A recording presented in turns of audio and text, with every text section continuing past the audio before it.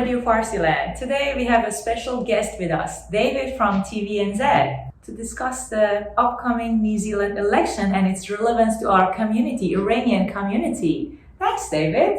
Thank you for inviting me.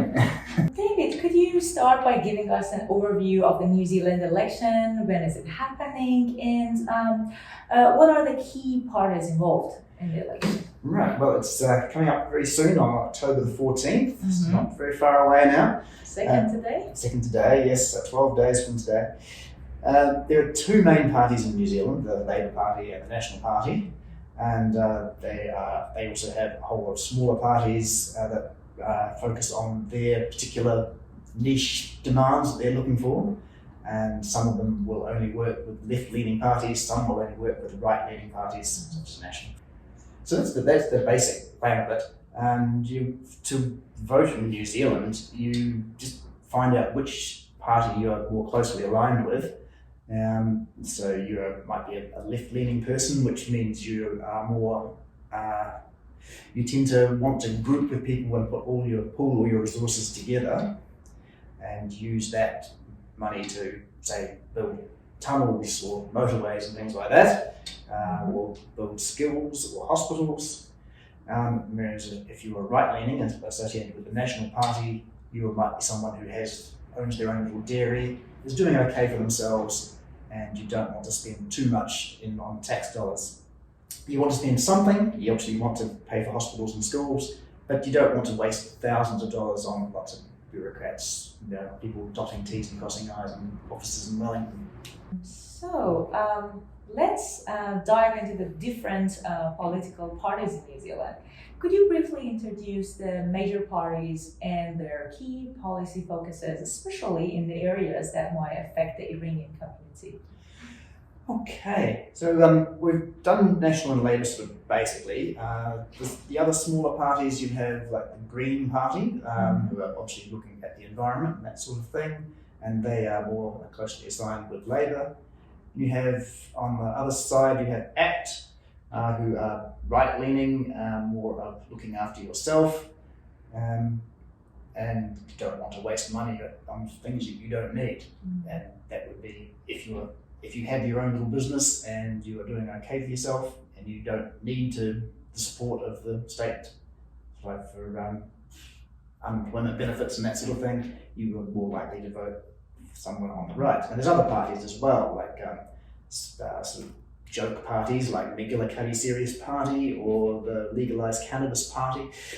There's all sorts of parties like that. But the main ones would be the Greens or the ACT or Te Pāti Māori for the local Māori people, although it's not just for them. If you have policies that, or if you like ideas that they go for, there's no reason why you can't vote for Te Pāti Māori. So I would suggest you have a look at there's several websites around. Obviously, I know the TVNZ Vote Compass. You can answer a few questions and they'll tell you which party you are most closely aligned with. That could be useful. I wouldn't vote for the party that tells you to, but that'll give you an idea of where to start looking and see which party is most closely aligned with you. Yes, I didn't know that. Thank you. Many people from our Iranian community might be wondering how they can actively participate in the election. What advice would you give to them on understanding the New Zealand political system and making choices? The biggest thing you can do is simply get enrolled and have a look at all the campaigning that's going on, find who you're most aligned to and vote for that party. That's the simplest thing you can do. If you feel you want to get more involved, you could get involved with the party that you could volunteer to help them out with some of their election things. Or the jobs? Jobs. They do have election campaign type things. It's probably a bit late for that now. But you can join the party and assist them in various ways, either financially or going to their meetings and things like that. If you want to go to the extreme, you can start your own party. There is quite a bar to do that, but it's not huge. the smaller parties like McGillicuddy Serious Party or Legalised Cannabis Party, they have met the bar.